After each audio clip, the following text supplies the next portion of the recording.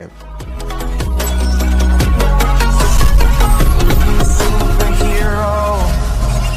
Void और ghost rider Marvel comics के दो ऐसे पावरफुल कैरेक्टर्स हैं जिनके पावर्स की कोई भी ट्रू लिमिट नहीं। और जहां एक कैरेक्टर ने एसगार्ड को डिस्ट्रॉय कर दिया था, वही दूसरे कैरेक्टर ने मार्वल कॉमिक्स के लूसीफर तक को जख्मी कर दिया था।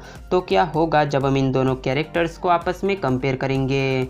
तो स्वागत है दोस्तों आपका और एक डिटेल वीडियो में। तो चलिए बिना किसी देरी के आज का अमेजिंग वीडियो स्टार्ट करते हैं। लेकिन सबसे पहले ओरिजिन। तो अगर बात करें घोस्ट राइडर के ओरिजिन की, तो घोस्ट राइडर का असली नाम होता है जॉनी ब्लेज, जो कि एक स्टंटमैन होता है और अपने डैड के साथ एक सर्कस में काम करता है।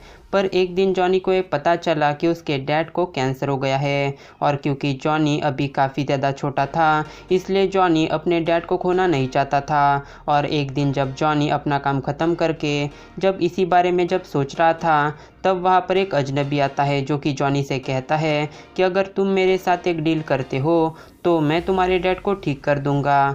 पर इस बदले में जॉनी को अपनी आत्मा उस अजनबी को देनी थी, और दरअसल वो अजनबी था मेफिस्टो। पर अपने डैड को बचाने के लिए जॉनी मेफिस्टो के साथ एक डील कर लेता है, और इस इवेंट के बाद जॉनी बन जाता है घोस्ट राइडर। तो अब अगर बात करें वॉइड के ओरिजिन की, तो वॉइड कनेक्टेड है सेंट्री से, और सेंट्री का असली नाम होता है रॉबर्ट रेनॉल्ड्स। और एक दिन रॉबर्ट रेनॉल्ड्स एक सुपर सोल्जर सीरम पी लेता है, जो कि कैप्टन अमेरिका के सीरम से 1000 टाइम ज़्यादा पावरफुल था। और उस सीरम को पीने के बाद उस सीरम की एनर्जी से रॉबर्ट रेनॉल्ड्स सेंट्री में ट्रांसफॉर्म हो जाता है। लेकिन सेंट्री को अब कई सारे सुपर पावर्स तो मिल चुके थे, पर साथ ही सेंट्री को मिली एक डार्क साइड, और इसी डार्क साइड का नाम है वॉइड पावर्स एंड एबिलिटीज़। तो अगर बात करें वॉइड के पावर्स की, तो वॉइड के सभी पावर्स लिमिटलेस हो चुके हैं, जैसे limitless strength, limitless durability, limitless speed, healing power, telepathy, teleportation, telekinesis, light control, enhance hearing, enhance senses, weather control, molecular manipulation और लिमिटलेस स्टेमिना। वॉइड इतना ज़्यादा पावरफुल है कि प्लेनेट अर्थ के किसी भी वेपन का असर उस पर नहीं होता। साथ ही वॉइड को ज़िंदा रहने के लिए खाने, पीने और सांस लेने की भी कोई ज़रूरत नहीं है। वॉइड डार्कनेस को कंट्रोल कर सकता है और लाइट को डार्कनेस में भी कन्वर्ट कर सकता है। वॉइड के पास सायोनिक पावर्स का भी एक्सेस है, और वॉइड ने एक बार अपने थोड़े से फिजिकल पावर से पूरे न्यूयॉर्क सिटी को ही डिस्ट्रॉय कर दिया था। वॉइड अपने पावर से एक बीमारी यानी डिसीज़ को भी जनरेट कर सकता है, और जो भी उस डिसीज़ के कांटेक्ट में आता है, वॉइड उसके माइंड को भी कंट्रोल कर सकता है। वॉइड ने अवेंजर्स, फंटास्टिक फोर और एक्समैन के कुछ मेंबर्स को आराम से डिफीट कर दिया था। और एक बार न्यूज़ एज कॉमिक्स में थॉर ने अपनी पूरी लाइटनिंग पावर का यूज़ वॉइड पे किया था, पर इतना बड़ा थंडर अटैक होने के बावजूद वॉइड पर इसका कोई भी असर नहीं हुआ।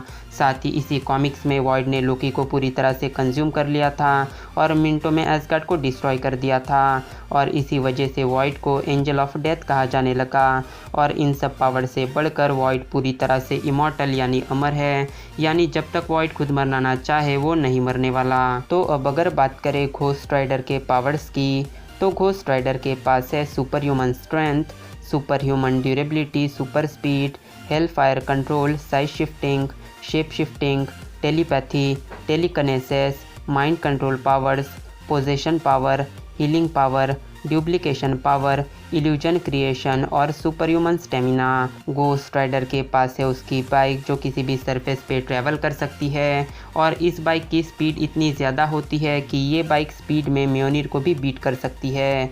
घोस्ट राइडर हेलफायर को कंट्रोल कर सकता है, अदर डायमेंशंस में ट्रैवल कर सकता है, सोल्स को मैनिपुलेट कर सकता है, और इंसान के पेन को भी मैनिपुलेट कर सकता है। घोस्ट राइडर के पास वेनमस टीयर की भी पावर है, जिससे घोस्ट राइडर किसी भी सोल को एब्जॉर्ब कर सकता है।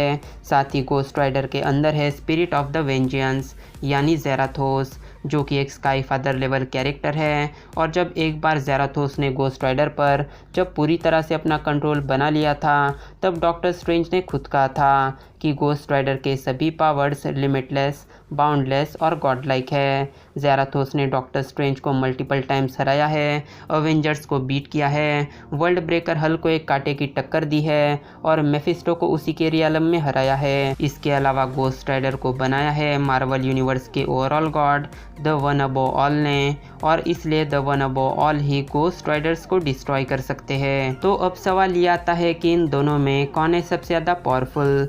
तो एक तरफ है एंजल ऑफ डेथ वॉइड, जिसने अवेंजर्स को बीट कर दिया था, फंटास्टिक फोर के कुछ मेंबर्स को बीट कर दिया था और एसगार्ड को ख़त्म कर दिया था। तो दूसरी तरफ है गोस्ट राइडर, जिसने म्योनिर को स्पीड में बीट कर दिया था, डॉक्टर स्ट्रेंज को हरा दिया था। साथ ही गोस्ट राइडर एक ऐसा बीइंग है जो किसी भी सोल को एब्जॉर्ब कर सकता है। तो अब इन सब बातों को डिस्कस करने के बाद अब अगर इस बैटल में मुझे किसी को अपना वोट अगर देना हो तो मेरा वोट या वॉइड के साथ है, क्योंकि वॉइड ने पूरे एसगार्ड को ही डिस्ट्रॉय कर दिया था और मार्वल ने भी ये ऑफिशियली कंफर्म किया है कि एक रियलम यानी एक पूरा यूनिवर्स, और दूसरी तरफ गोस्ट राइडर के पास कोई भी इस तरह की फीट नहीं। तो इसलिए मुझे लगता है कि इस बैटल का विनर होगा वॉइड। तो अब आप बताइए नीचे कमेंट्स में कि आपको क्या लगता है इस बैटल का विनर आखिर कौन होगा। तो मैं मिलता हूँ आपसे मेरे अगले वीडियो में एक नए टॉपिक के साथ। Till then bye and be safe.